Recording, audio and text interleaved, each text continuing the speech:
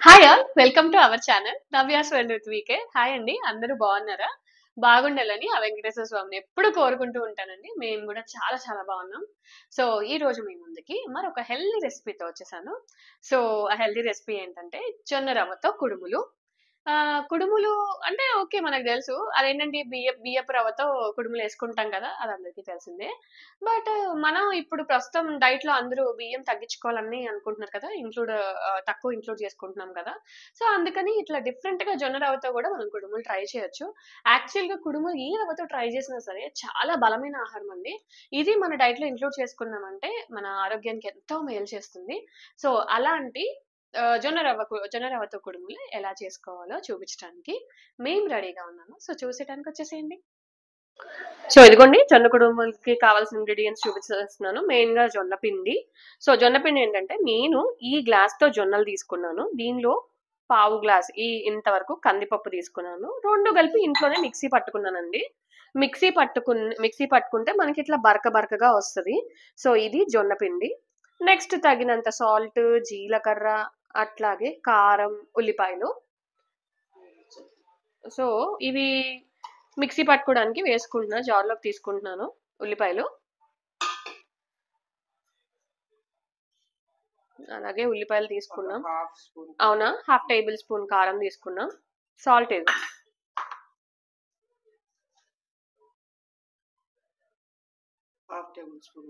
ఉప్పు. Okay, half table spoon జీలకర్ర తీసుకున్నాం అండి. సో ఇది మిక్సీ పట్టుకోవాలి. నానబెట్టుకున్న పెసరపప్పు వేసుకున్నాం అండి. పెసరపప్పు బదులు పచ్చనగపప్పు కూడా వేసుకోవచ్చు. సో మేమైతే ఇక్కడ పెసరపప్పు త్వరగా నానిపోతుంది కాబట్టి పెసరపప్పు వేసుకున్నాం. ఇందాక మీకు చూపించాను కదండి, ఉల్లిపాయ, కారము, అట్లాగే జీలకర్ర మిక్సీ పట్టుకున్నాక ఇలా వచ్చింది. సో ఇదిగోండి కలుపుకుంటున్నాను, దీనిలో వేస్తున్నాను. పిండి అయితే చూడండి, మీకు తెలిసింది కదా, క్లియర్ గా బరకగా ఉంది చూడండి, ఇలానే ఉండాలి. సో ఇక్కడ వచ్చి హాట్ వాటర్ పెట్టుకున్నాము ఈ జొన్న పిండి కలుపుకోవడానికి. కాగిపోయే వాటర్ ఇప్పుడు పోసుకోవటమే. చేయి కాలుతుంది కదా, అందుకనే స్పూన్ తో కలుపుకోవాలి బాగా. వాటర్ మెల్లిమెల్లిగా పోసుకుంటా కలుపుకోవాలండి, చూసుకుంటా. సో ఒకేసారి ఎక్కువ పోసేస్తే పలచన అయిపోద్ది. అలా కాకుండా మెల్లిమెల్లిగా వాటర్ పోసుకుంటా కలుపుకోవాలి. ఒక స్పూన్ నెయ్యి వేసుకున్నాము. అసలు కుడుములకి టేస్ట్ వచ్చేది నెయ్యితో కదా. సో ఒక స్పూన్ నెయ్యి వేసుకుని ఇలా చేత్తో బాగా కలిపేసుకోవాలి. పిండి ఇలా కలుపుకునండి ఒక పావు గంట 20 నిమిషాలు నానబెట్టుకోవాలి. 15 మినిట్స్ అయిపోయిందండి, 15-20 మినిట్స్. ఇప్పుడు కొద్దిగా ఆయిల్ తీసుకుని ఇడ్లీ రేకులకి రాసుకుంటున్నాము. ఇదిగోండి మరో పక్కన ఇట్లా సో ఇదిగోండి ఇలా చిన్న చిన్న సైజు బాల్స్ లాగా చేసుకోవాలి. బాల్స్ అంటే రౌండే కాదు, ఏదో ఒక షేప్ లో చేసుకోవాలి, బాల్స్ వచ్చేలాగా. ఇదిగోండి చేతికి కొద్దిగా నూనె రాసుకుని చేసుకుంటున్నాము.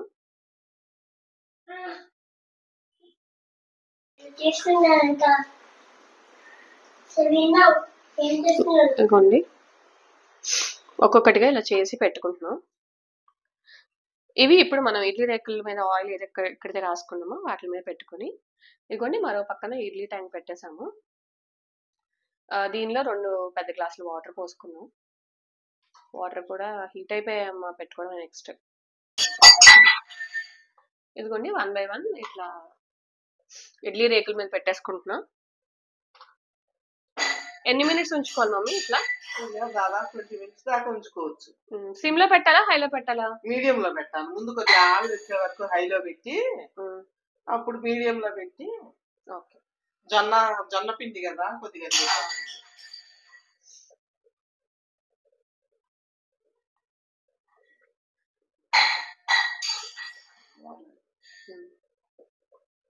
సో ఇదిగోండి ఇప్పటికి ఇలా అయిపోయింది, క్లోజ్ చేసేసుకుంటున్నాం. ఒక ఉడికి వచ్చాక ఇంకో లేయర్ పెట్టుకున్నాం. కొద్దిగా గట్టిపడినాక ఇంకో లేయర్. ఇదిగోండి నెక్స్ట్ లేయర్ కూడా వేస్తున్నాము. ముందే వేసేస్తే అంటుకుంటాయేమోనని ఫస్ట్ కొన్ని ఉడికాక అప్పుడు నెక్స్ట్ వేస్తున్నాము.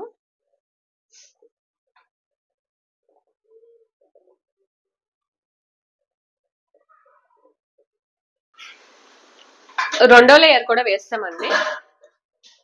ఇప్పటిదాకా హైలో ఉంది ఫ్లేమ్, ఇప్పుడు మనం సిమ్ చేసుకుని ఒక 20 మినిట్స్ ఉడికించుకోవాలి. దీనిలో 10 మినిట్స్ హైలో 10 మినిట్స్ మీడియంలో పెట్టి ఉడికించుకోవాలి. సో ఇప్పుడు మూత పెట్టి క్లోజ్ చేసేసుకుందాం. సో ఇదిగోండి ఉడికాయో లేదో చూస్తున్నాము. అంటే చాకు దింపి చూస్తున్నాము. ఉడికిపోయాయండి చూడండి. చాకుకి ఏమీ అంటుకోలేదు. సో ఏమీ అంటుకోపోతే అది ఉడికినట్టు. ఏమన్నా కొద్దిగా అంటుకుంది అనుకోండి అప్పుడు మనం ఉంచుకోవాలి. సో ఉడికిపోయింది. సో వేడి వేడి జొన్న కుడుములు రెడీ అవబోతున్నాయి. ఇంకొక 2 మినిట్స్ ఆగి స్టవ్ ఆఫ్ చేసుకుంటే అయిపోతుంది. సో కుడుములు అయితే అయిపోయాయండి. సో టేస్ట్ చేయడానికి నేనైతే రెడీగా ఉన్నాను. సో టేస్ట్ చేసేద్దాం ఎలా ఉన్నాయి ఏంటి అనేది.